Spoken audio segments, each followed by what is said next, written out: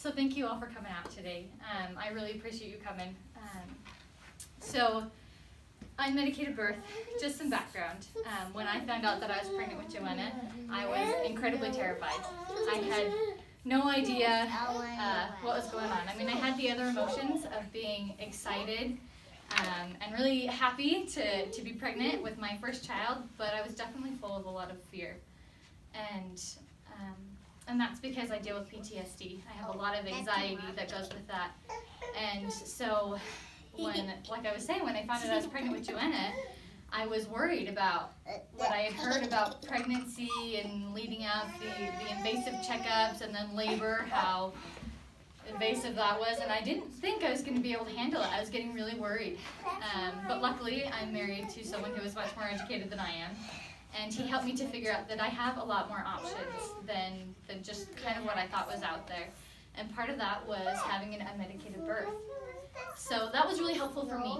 But to possibly persuade you to think a little bit about having an unmedicated birth is my goal today. And to do that, we're going to talk about the history of how medicated births came about.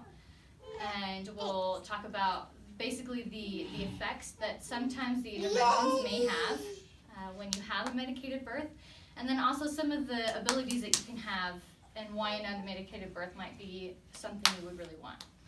So starting off, the history of an unmedicated birth.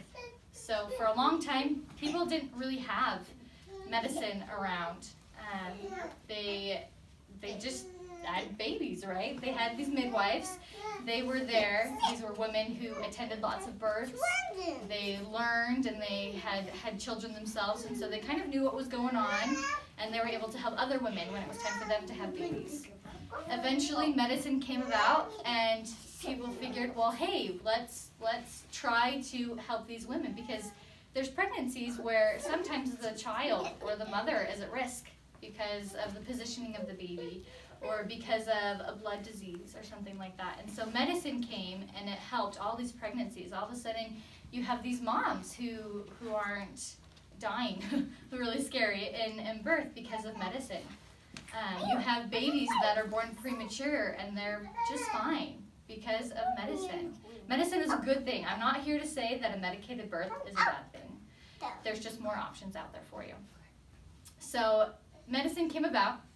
It was saving lots of moms and babies, and then they thought, well, hey, let's see if we can't make birth pain-free. And so they were trying different things, and there was something called the twilight zone, where basically a mother was kind of put to sleep. She slept through labor.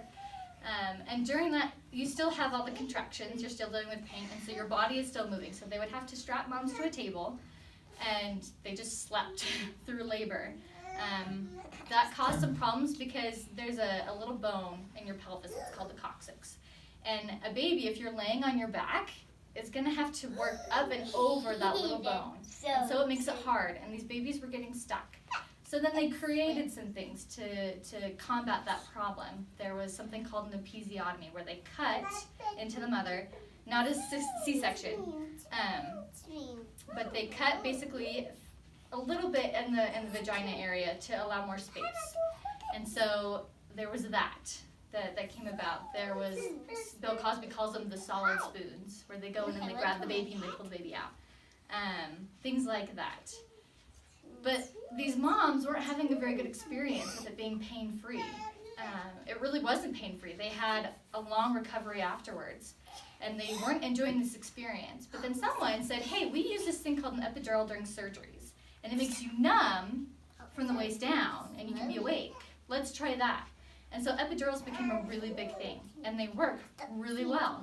You've got moms who are conscious in labor. They can be aware of what's going on. They can talk to the doctor, and they don't feel as much pain because of the epidural.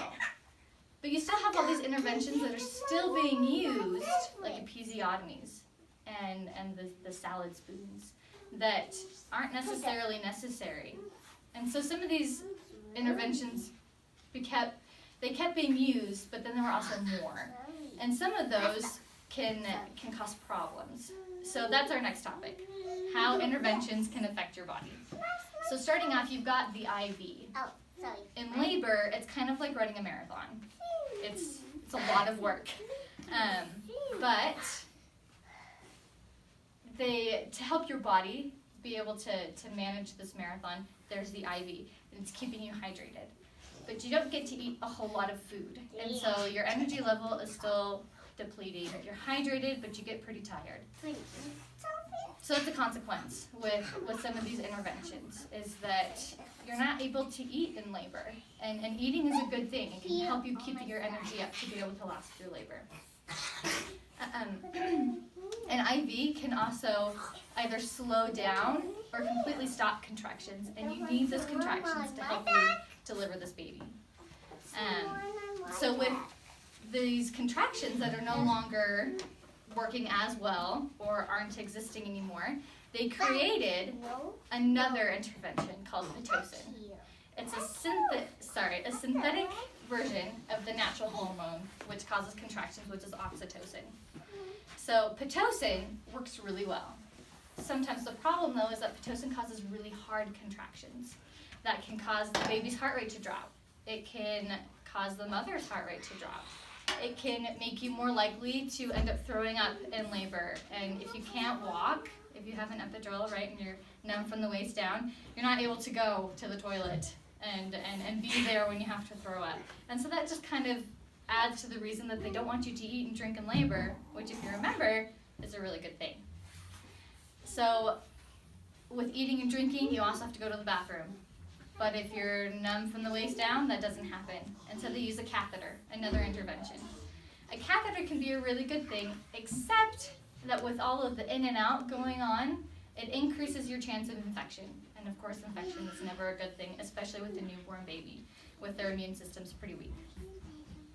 So we've got lots of interventions that cause problems. But what if you don't have all of these interventions? Why is that any good? If all these interventions work and the baby's still fine, why would you still choose to have a birth without them?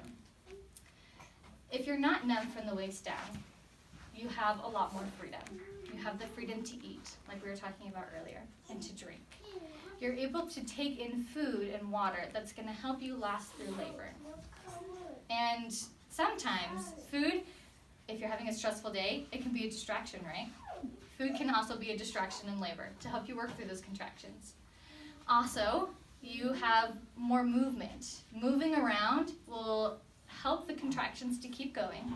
It also allows the baby to be in the proper position so they don't get stuck in the pelvis on the way out. Sometimes that's a problem. And of course, medicine can help with that. But if you're able to move on your own, the baby can adjust as well. And you can have this baby without assistance from someone else. Another really good thing about not being numb from the waist down is you then have the ability to be standing or to be squatting, which helps you with gravity. Gravity is there to assist you. You're not doing things by yourself. You have gravity. Interesting how the baby's there inside you, but gravity is still going to help with getting the baby out. You also, with standing, don't have to worry about that coccyx bone being in the way, because as you're standing, it's in a really good position. It's not sticking up as it would be if you were laying on your back. And so all of a sudden, you have energy, you have freedom to move, the baby's able to move, and you're not worrying about the baby's heart rate dropping. You're not worried about your heart rate dropping. You're not worrying as much about infection. So you have freedom, you have energy, and you have confidence in yourself, and knowing that you can be able to have this baby. Fathers get to be involved too. That was one of my favorite aspects about it, is that my husband could be more involved with helping me and being able to have our child. A lot of fathers talk about how they can be better connected with their children because they were there. They were part of having this baby. Also, without the interventions, you don't have to pay for an IV. You don't have to pay for an epidural. You don't have to pay for the materials to use a catheter. So it can be cheaper anyways. So you've got lots of benefits. And like I was saying, medicine is not a bad thing. Medicine was there, and it helped, and it has saved tons of mothers. It still does. Medicine has a place. We've got pregnancies that are high risk. And I think it is a wonderful thing. I know that my oldest sister would not be here if it was not for medicated births, and I am very grateful for them. I just simply ask that you take time to consider your options and to think whether or not having an unmedicated birth is something for you.